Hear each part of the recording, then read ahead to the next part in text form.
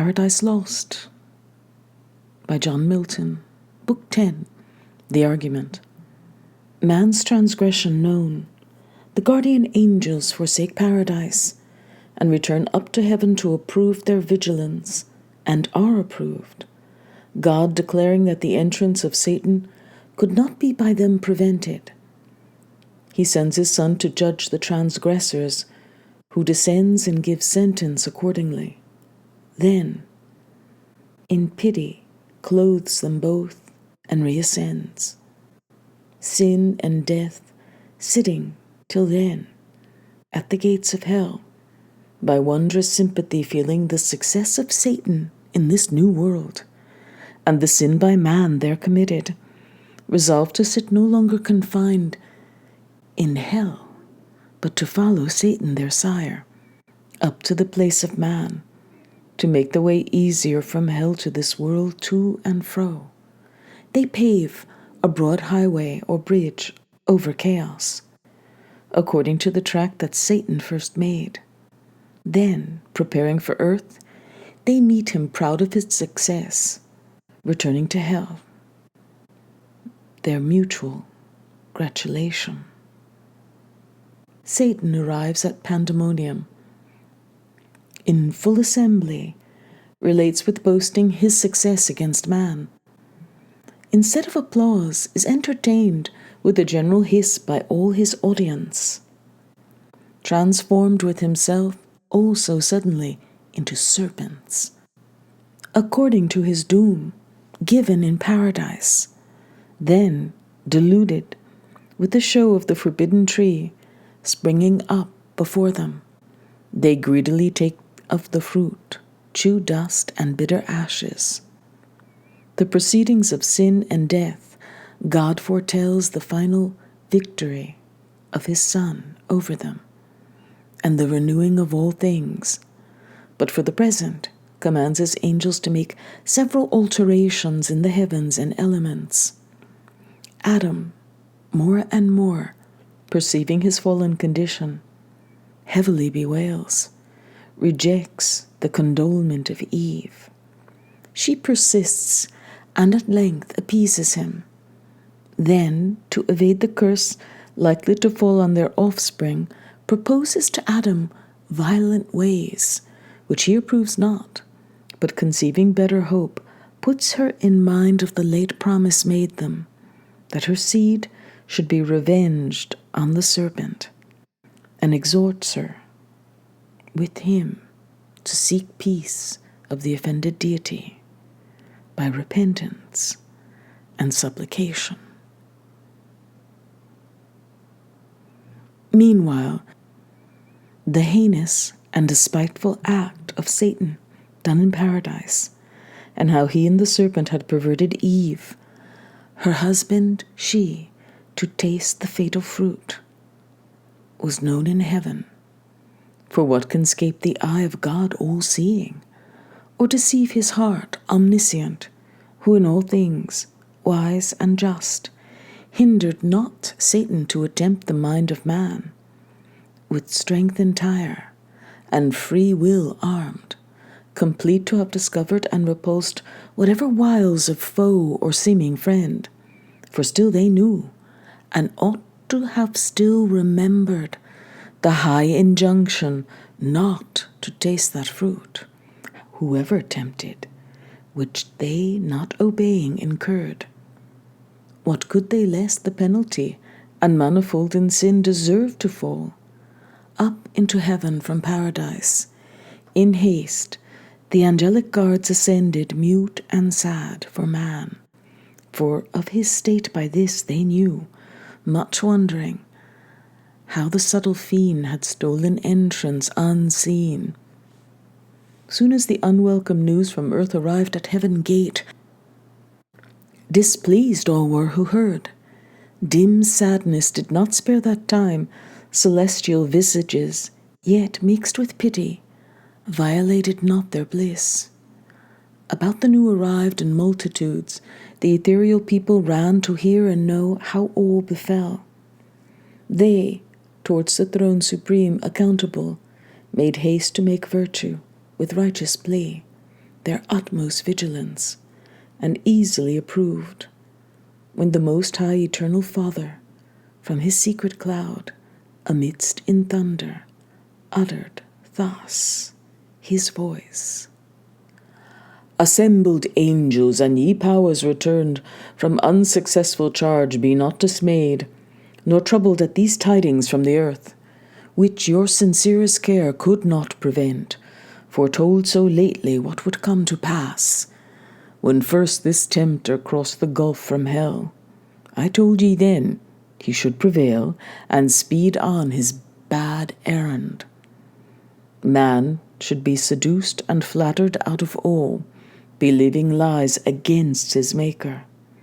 No decree of mine concurring to necessitate his fall, or touch, with lightest moment of impulse, his free will, to her own inclining, left in even scale.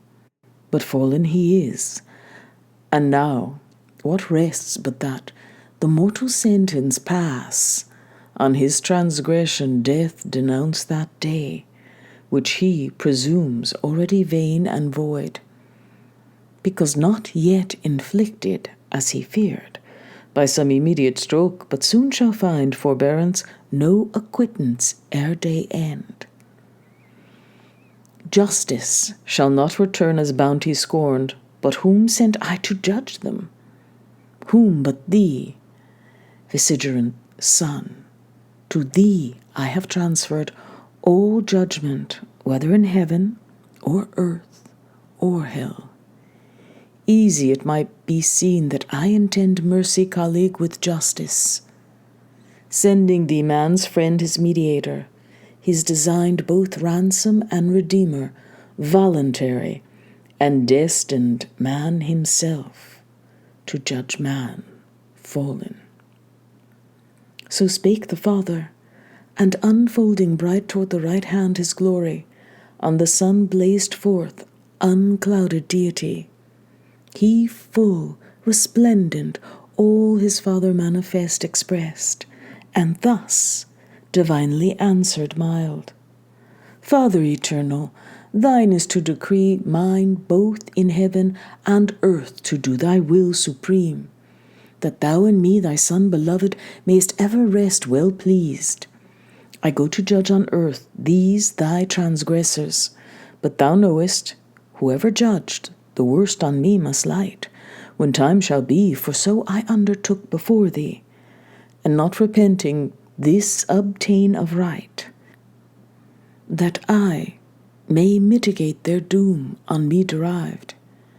Yet I shall temper so justice with mercy, as may illustrate most them fully satisfied, and thee appease.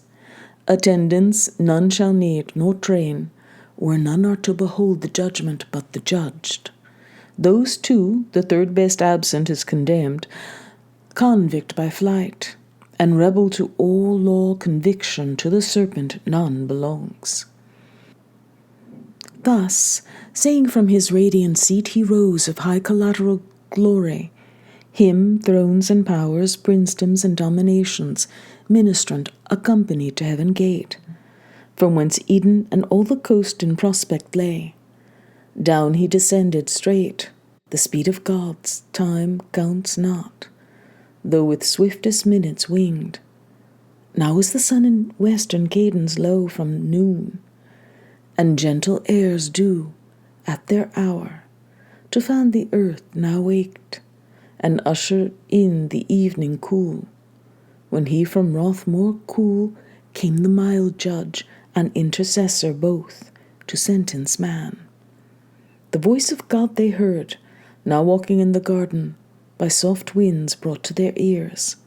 While day declined they heard, and from his presence hid themselves among the thickest trees, both man and wife, till God approaching, thus to Adam, called aloud, Where art thou, Adam? Wont with joy to meet my coming seen far off? I miss thee here, not pleased, thus entertained with solitude, where obvious duty erewhile appeared unsought. Or come I less conspicuous, or what change absents thee, or what chance detains? Come forth. He came, and with him Eve, more loath, though first to offend, discountenanced both, and discomposed. Love was not in their looks, either to God or to each other, but apparent guilt and shame, and perturbation and despair, anger and obstinacy, and hate and guile. Whence Adam, faltering long, thus answered brief: I heard thee in the garden, and of thy voice afraid, being naked, hid myself, to whom the gracious judge, without revile, replied, My voice thou oft hast heard, and hast not feared, but still rejoiced. How is it now become so dreadful to thee, that thou art naked? Who hath told thee? Hast thou eaten of the tree whereof I gave thee charge thou shouldest not eat? To whom thus Adam, sore beset, replied, O heaven, in evil strait this day I stand before my judge, either to undergo myself the total crime, or to accuse my other self, the partner of my life, whose failing while her faith to me remains I should conceal, and not expose to blame by my complaint. But strict necessity subdues me, and calamitous constraint, least on my head both sin and punishment, however insupportable, be all devolved. Though should I hold my peace, yet thou wouldest easily detect what I conceal, this woman, whom thou madest to be my help, and gavest me as thy perfect gift, so good, so fit, so acceptable, so divine, that from her hand I could suspect no ill. And what she did, whatever in itself, her doing seemed to justify the deed. She gave me of the tree, and I did eat. To whom the sovereign presence thus replied, Was she thy God, that her thou didst obey before his voice? Or was she made thy guide superior, or but equal, that to her thou didst resign thy manhood, and the place wherein God set thee above her, made of thee, and for thee, whose perfection far excelled her in all real dignity? Adorned she was indeed, and lovely to attract thy love, not thy subjection. And her gifts were such as under government well seemed unseemly to bear rule, which was thy part, and person hadst thou known thyself aright.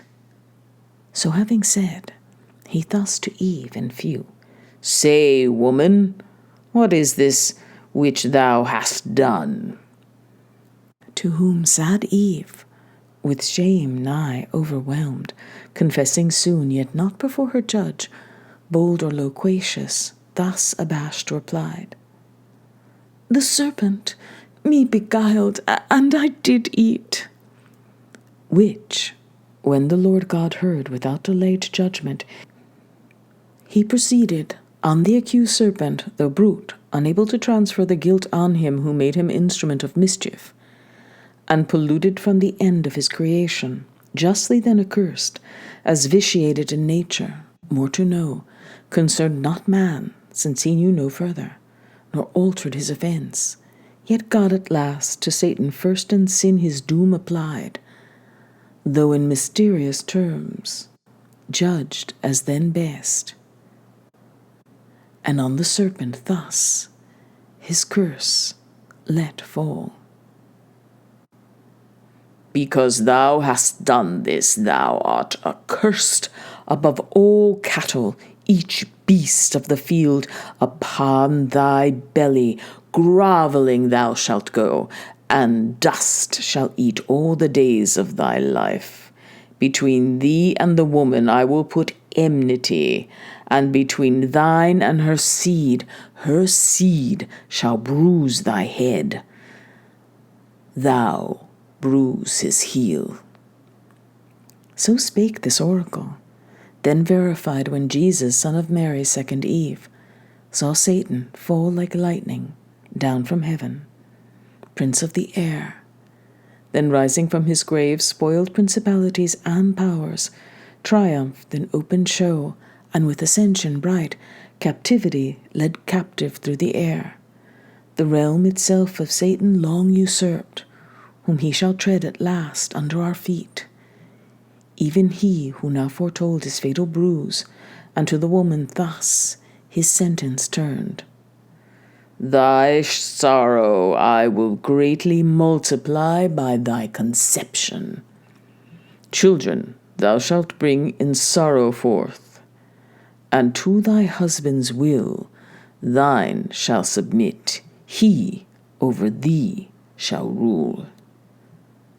On Adam last thus judgment he pronounced, because thou hast hearkened to the voice of thy wife, and eaten of the tree concerning which I charge thee, saying thou shalt not eat thereof. Cursed is the ground for thy sake. Thou in sorrow shalt eat thereof all the days of thy life. Thorns also and thistles it shall bring thee forth unbid. And thou shalt eat the herb of the field, in the sweat of thy face shalt thou eat bread, till thou return unto the ground, for thou out of the ground wast taken. Know thy birth, for dust thou art, and shalt to dust return. So judged he man, both judge and Saviour sent, and the instant stroke of death denounced that day, removed far off. Then pitying how they stood before him naked to the air, that now must suffer change, disdained not to begin thenceforth the form of servant to assume. As when he washed his servants' feet, so now, as father of his family, he clad their nakedness with skins of beasts or slain, or as the snake with youthful coat repaid, and thought not much to clothe his enemies, nor he their outward only with the skins of beasts, inward nakedness much more opprobrious, with his robe of righteousness, arraying covered from his father's sight, to him with swift assent he upreturned, into his blissful bosom reassumed in glory as of old, to him appeased, although all-knowing, what had passed with man recounted, mixing intercession sweet. Meanwhile, ere thus was sinned and judged on earth, within the gates of hell sate sin and death, in counterview within the gates that now stood open wide, belching outrageous flame far into chaos, since the fiend passed through, sin opening, who thus now to death began. O son, why sit we here each other viewing idly, while Satan, our great author, thrives into other worlds, and happier seat provides for us his offspring dear? It cannot be but that success attends him. If mishap ere this he had returned with fury, driven by his avengers, since no place like this can fit his punishment or their revenge. Methinks I feel new strength within me rise, wings growing, and dominion given me large beyond this deep. Whatever draws me on, or sympathy, or some connatural force, powerful, at greatest distance to unite, with secret amity, things of like kind by secretest conveyance. Thou, my shade inseparable, must with me along, for death from sin no power can separate, but least the difficulty of passing back stay his return perhaps over this gulf impassable, impervious. Let us try adventurous work yet to thy power and mine, not unagreeable, to found a path over this main from hell to that new world where Satan now prevails, a monument of merit high to all the infernal host, easing their passage hence for intercourse or transmigration, as their lot shall lead. Nor can I miss the way so strongly drawn by this new felt attraction, and instinct. Whom thus the meagre shadow answered soon. Go whither fate and inclination strong leads thee. I shall not lag behind, nor ere the way. Thou leading such a scent, I draw of carnage prey innumerable, and taste the savour of death from all things there that live. Nor shall I to the work thou enterprisest be wanting, but afford thee equal aid. So saying, with delight, he snuffed the smell of mortal change on earth. And when a flock of ravenous fowl, though many a league remote against the day of battle, to a field where armies lie encamped, come flying, lured with the scent of living carcasses designed for death, the following day in bloody fight, so sent the grim feature and upturned his nostril wide into the murky air, sagacious of his quarry from so far. Then both from out hell gates into the waste wide anarchy of chaos, damp and dark, flew divers, and with power, their power was great, hovering upon the waters. What they met, solid or slimy, as in raging sea tossed up and down, together crowded drove from each side, shoaling towards the mouth of hell.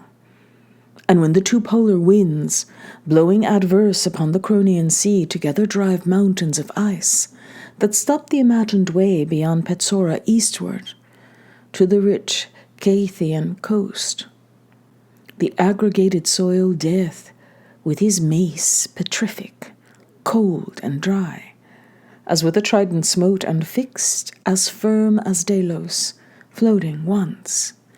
The rest his look bound with Gorgonian rigour, not to move, and with asphaltic slime, broad as the gate, deep to the roots of hell the gathered beach they fastened, and the mole immense wrought on over the foaming deep high arched, a bridge of length prodigious, joining to the wall immovable of this now fenceless world, forfeit to death. From hence a passage broad, smooth, easy, inoffensive, down to hell.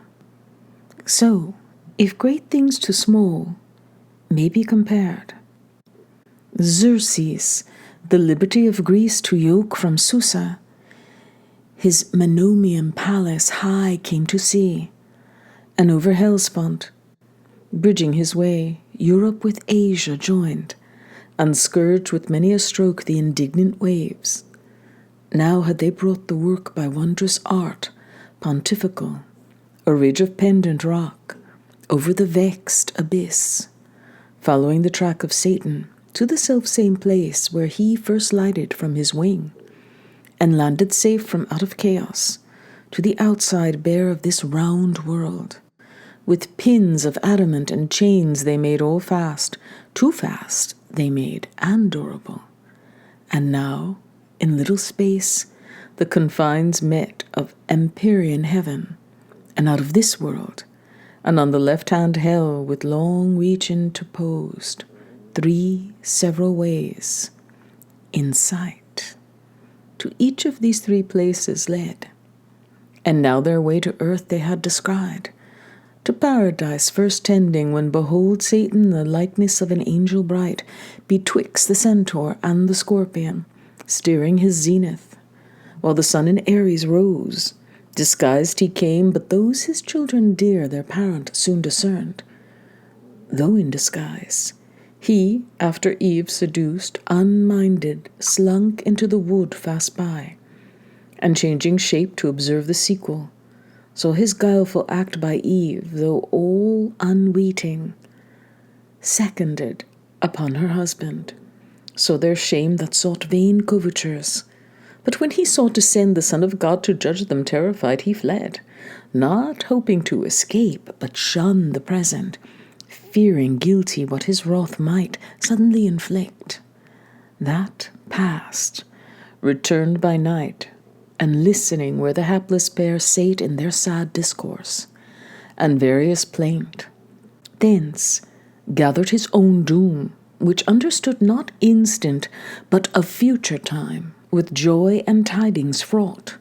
To hell he now returned, and at the brink of chaos, near the foot of this new, wondrous pontifice, unhoped met, who to meet him came, his offspring dear. Great joy was at their meeting, and at sight of that stupendous bridge, his joy increased, long he admiring stood, till Sin, his fair enchanting daughter, thus the silence broke.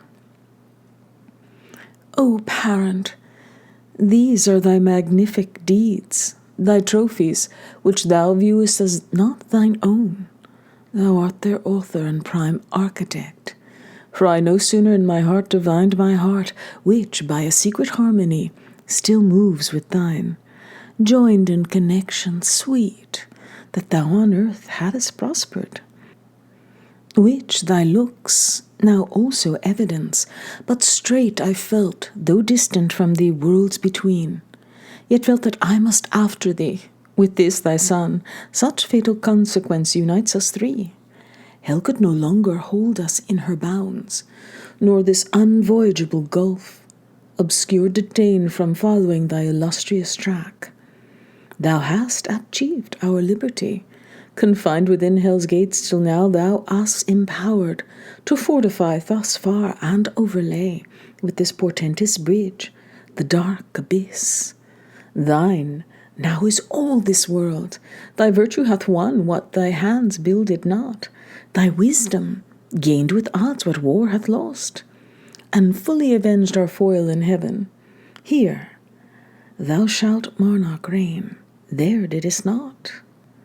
There let him still victor sway as battle hath adjudged, from this new world retiring by his own doom, alienated, and henceforth monarchy with thee divide of all things parted by the imperial bounds, his quadrature from thy orbicular world, or try thee now more dangerous to his throne. Whom thus the Prince of Darkness answered glad, Fair daughter, and thou, son and grandchild both, high proof ye now have given to the race of Satan. For I glory in the name antagonist of heaven's almighty King. Amply have I merited of me, of all the infernal empire that so near heaven's door triumphal with triumphal act have met. Mine with this glorious work, and made one realm hell, and this world one realm, one continent of easy thoroughfare. Therefore, while I descend through darkness, on your road with ease to my associate powers, them to acquaint with these successes, with them rejoice, you too, this way, among these numerous orbs, all yours, right down to paradise. Descend. There dwell and reign in bliss, thence on the earth dominion exercise, and in the air, chiefly on man, so Lord of all declared, him first make sure your thrall, and lastly kill. My substitutes I send ye, and create a plenipotent of earth, of matchless might issuing from me. On your joint vigour now, my hold of this new kingdom all depends through sin to death, exposed by my exploit. If your joint power prevails, the affairs of hell no detriment need fear. Go and be strong. So saying, he dismissed them. They with speed their course through thickest constellations held, spreading their bane. The blasted stars looked wan, and planet struck. Real eclipse then suffered. The other way, Satan went down the causey to Hellgate. On either side, disparted chaos overbuilt exclaimed, and with rebounding surge the bars assailed, that scorned his indignation through the gate, wide open and unguarded. Satan passed, and all about found desolate, for those appointed to sit there had left their charge, flown to the upper world. The rest were all far to the inland retired, about the walls of Pandemonium. city and proud seat of Lucifer, so by illusion called, of that bright star to Satan paragoned. There kept their watch the legions, while the grand in council sate, solicitous what chance might intercept their emperor sent. So he, departing, gave command, and they observed, as when the Tartar from his Russian foe by Astrakhan over the snowy plains retires, or Bactrian Sophi from the horns of Turkish Crescent leaves all waste beyond the realm of Aladul, in his retreat to Taurus or Casbin. So these, the late heaven-banished host, left desert utmost hell, many a dark league, reduced in careful watch round their metropolis, and now expecting each hour their great adventurer from the search of foreign worlds. He, through the midst unmarked, in show plebeian angel militant of lowest order, passed, and from the door of that Plutonian hell, invisible, ascended his high throne, under which state of richest texture spread. At the upper end was placed in regal lustre. Down a while he sate, and round about him saw unseen, at last as from a cloud his fulgent head, and shape star-bright appeared, or brighter, clad, with what permissive glory since his fall was left him, or false glitter, all amazed at that so sudden blaze the Stygian throng bent their aspect, and whom they wish beheld their mighty chief returned. Loud was the acclaim. Forth rushed in haste the great consulting peers, raised from their dark divan, and with like joy congratulant approached him, who with hands silence, and with these words attention won. Thrones, dominations, princes, virtues, powers, for in possession such, not only of right I call ye, and declare ye now, returned successful, beyond hope, to lead ye forth triumphant out of this infernal pit, abominable, accursed, the house of woe, and dungeon of our tyrant, now possess as lords a spacious world, to our native heaven little inferior, by my adventure hard with peril, great achieved. Long were to tell what I have done, what suffered, and with what pain voyage the unreal, vast, unbounded deep of horrible confusion, over which by sin and death a broad way now is paved to expedite your glorious march. But I toiled out my uncouth passage, forced to ride the untractable abyss, plunged in the womb of unoriginal night and chaos wild, that jealous of their secrets fiercely opposed my journey strange, with clamorous uproar protesting fate supreme. Thence how I found the new created world, which fame in heaven long had foretold, a fabric wonderful of absolute perfection, therein man placed in a paradise, by our exile made happy. Him by fraud I have seduced from his creator, and the more to increase your wonder with an apple. He thereat offended, worth your laughter, hath given up both his beloved man and all his world to sin and death, a prey, and so to us, without our hazard, labour, or alarm, to range in and to dwell, and over man to rule, as over all he should have ruled.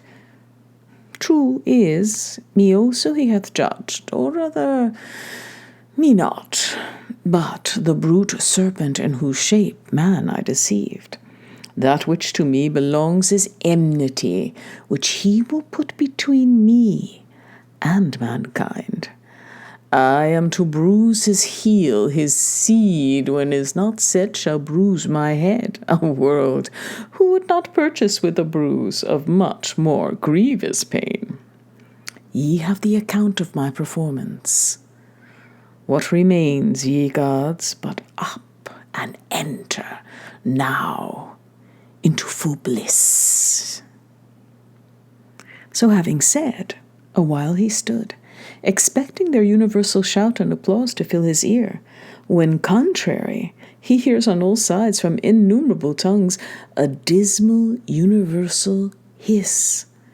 The sound of public scorn, he wondered, but not long had leisure. Wondering at himself now more, his visage drawn, he felt to sharp and spare, his arms clung to his ribs, his legs entwining each other, till supplanted down he fell, a monstrous serpent, on his belly, prone, reluctant but in vain. A greater power now ruled him.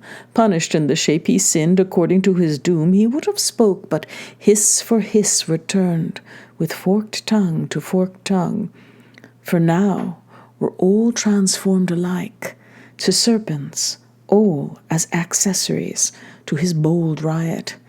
Dreadful was the din of hissing through the hall, thick, swarming now with complicated monsters, head and tail, scorpion and asp, and amphisbena dire, cerastes horned, hydras and elops drear, and dipsus not so thick swarmed, once the soil be dropped with blood of Gorgon, or the isle, Ophisa.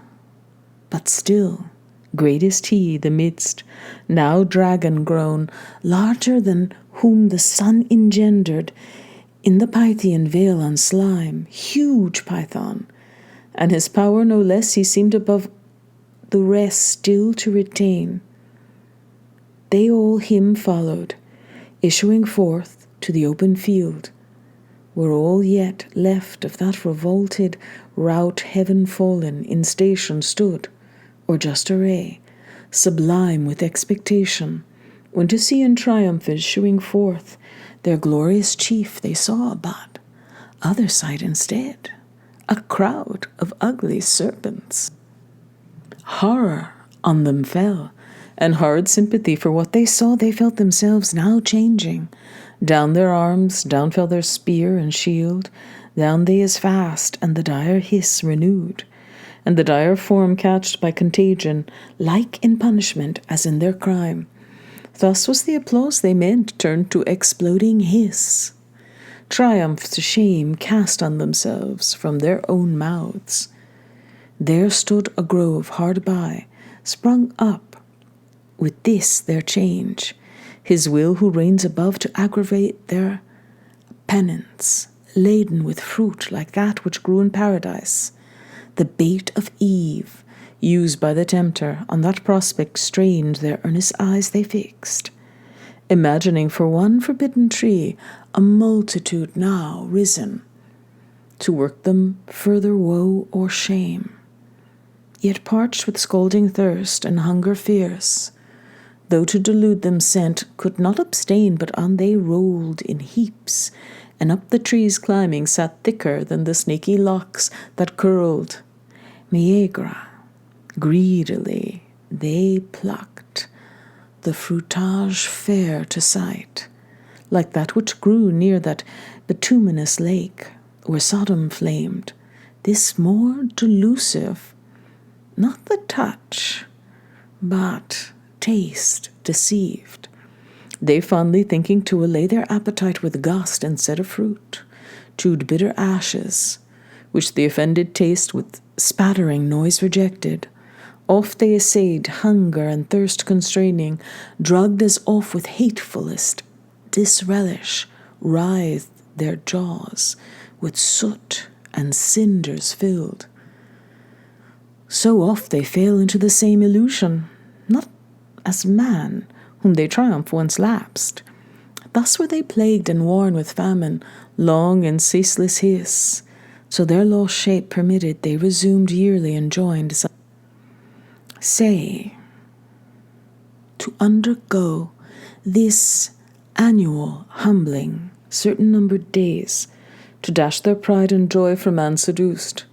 However, some tradition they dispersed among the heathen of their purchase got, and fabled how the serpent whom they called Ophion, Eurynome, the wide encroaching Eve perhaps, had first the rule of high Olympus, thence by Saturn driven, and ups ere yet Dictean Jove was born.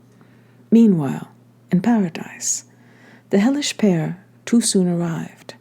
Sin, there in power before, once actual now in body, and to dwell, habitual habitant, behind her death close following pace for pace, not mounted yet on his pale horse, to whom sin thus began.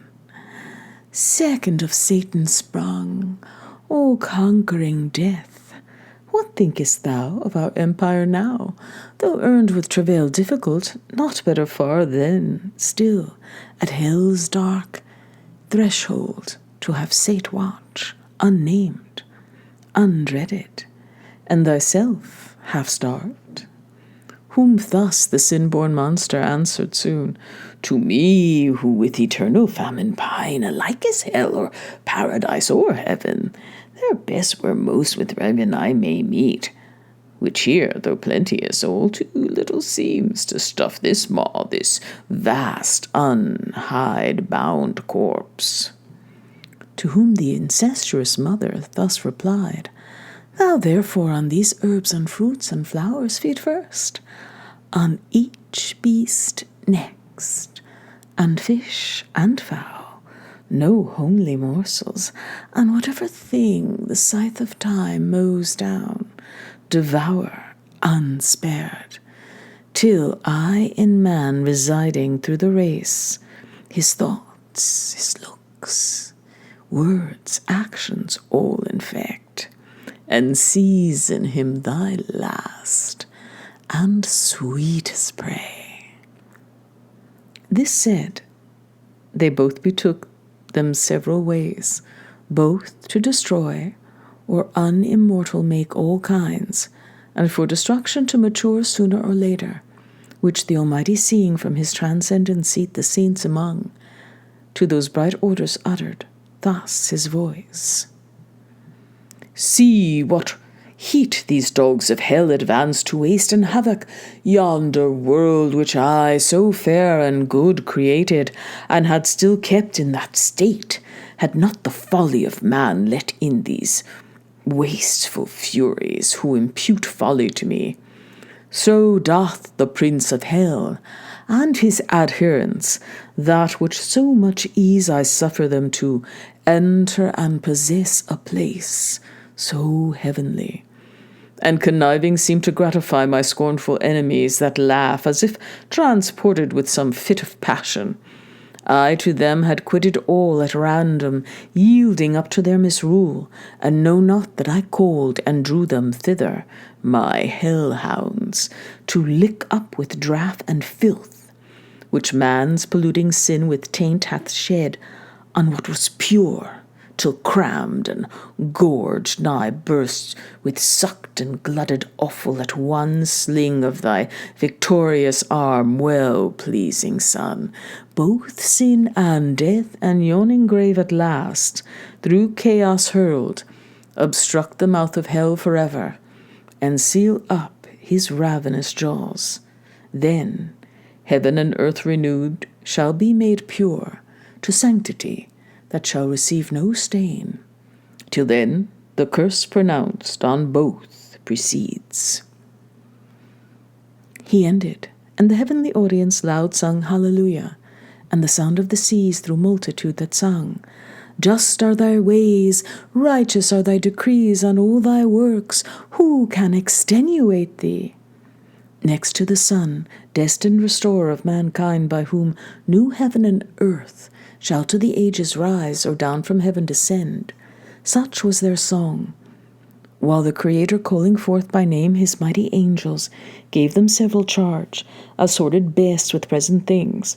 The sun had first his precept, so to move, so shine, as might affect the earth with cold and heat scarce tolerable, and from the north to call decrepit winter, From the south, to bring solstitial summer's heat.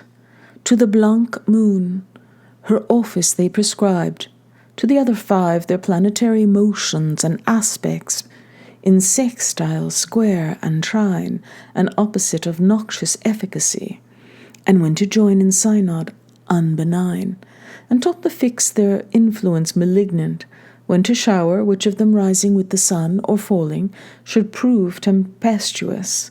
To the winds they set their corners, when with bluster to confound sea, air, and shore, the thunder when to roll with terror through the dark aerial hole. Some say he bid his angels turn askance, the poles of earth twice 10 degrees, and more from the sun's axle. They with labour pushed oblique the central globe.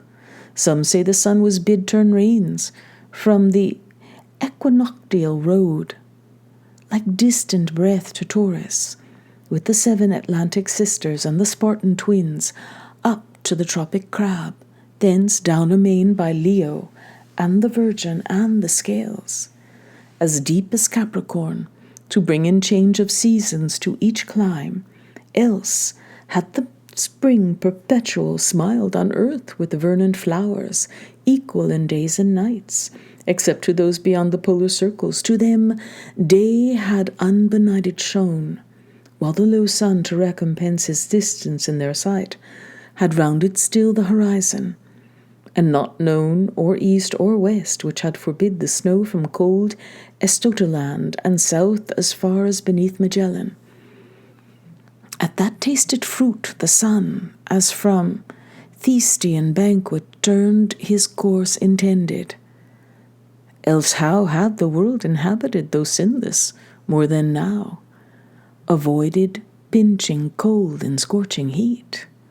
These changes in the heavens, though slow, produced like on sea and land, sidereal blast, vapour, and mist, an exhalation hot, corrupt, and pestilent, now from the north of Norumbega and Samode shore, bursting their brazen dungeon, armed with ice and snow and hail and stormy gust and flaw. Boreas and Cepheus and Argestes loud and Thracias rend the woods, and seas upturn. With adverse blast upturns them from the south notice, and Afer black with thunderous clouds, from Sierra Leona. Thwart of these as fierce forth rush the Levant and the Ponent. Winds Eurus and Zephyr with their lateral noise, Sirocco and Libecchio. Thus began outrage from liveless things. But discord first, daughter of sin, among the irrational death introduced through fierce antipathy, beast now with beast gan war, and fowl with fowl, and fish with fish, to graze the herb all leaving, devoured each other, not stood much in awe of man, but fled him, or with their countenance grim glared on him passing. These were from without the growing miseries which Adam saw, already in part, though hid in gloomiest shade, to sorrow abandoned, but worse felt within, and in a troubled sea of passion tossed thus, to disburden sought with sad complaint. O miserable of happy, is this the end of this new glorious world, and me so late the glory of that glory, who now become accursed of blessed? Hide me from the face of God, whom to behold was then my height of happiness. Yet well, if here would end the misery, I deserved it, and would bear my own deservings, but this will not serve. All that I eat or drink or shall beget is propagated curse. O voice once heard delightfully, increase and multiply, now death to hear, for what can I increase or multiply but curses on my head? Who of all ages to succeed, but feeling the evil on him brought by me, will curse my head, ill fare our ancestor impure. For this we may thank Adam, but his thanks shall be the execration So besides mine own that bide upon me, all from me shall with a fierce reflux on me redound, on me, as their natural centre light, heavy though in their place. O fleeing joys of paradise, dear bought with lasting woes, did I request thee, Maker, from my clay to mould me man? Did I solicit thee from darkness to promote me, or here place in this delicious garden? As my will concord not to my being, it were but right and equal to reduce me to my dust, desirous to resign and render back all I received, unable to perform thy terms too hard, by which I was to hold the good I sought not. To the loss of that sufficient penalty, why hast thou added the sense of endless woes? Inexplicable thy justice seems, yet to say truth too late I thus contest. Then should have been refused those terms whatever when they were proposed. Thou didst accept them. Wilt thou enjoy the good, then cavil the conditions? And though God made thee without thy leave, what if thy son prove disobedient and reproved retort, wherefore didst thou beget me? I sought it not. Wouldst thou admit for his contempt of thee that proud excuse? Yet him not thy election, but natural necessity begot. God made thee of choice his own, and of his own to serve him. Thy reward was of his grace, thy punishment then justly is at his will. Be it so, for I submit his doom is fair, that dust I am and shall to dust return. O welcome hour, whenever wide lays his hand to execute what's his decree fixed on this day. Why do I overlive? Why am I mocked with death, and lengthened out to deathless pain? How gladly would I meet mortality my sentence, and be earth insensible. How glad would lay me down as in my mother's lap. There I should rest and sleep secure. His dreadful voice no more would thunder in my ears. No fear of worse to me, and to my offspring would torment me with cruel expectation. Yet one doubt pursues me still. Least all, I cannot die. Least that pure breath of life, the spirit of man which God inspired, cannot together perish with this corporal clod, then in the grave or in some other dismal place, who knows, but I shall die a living death? Oh, thought horrid, if true, yet why? It was but breath of life that sinned, but dies, but what had life and sin, and body properly hath neither. All of me then shall die. Let this appease the doubt, since humane reach no further knows. For though the Lord of all be infinite, is his wrath also. Be it man is not so, but mortal doomed. How can he exercise wrath without end on man whom death must end? Can he make deathless death? That were to make strange contradiction, which to God himself impossible, is held as argument of weakness, not of power. Will he draw out for anger's sake finite to infinite in punished man, to satisfy his rigour, satisfied never?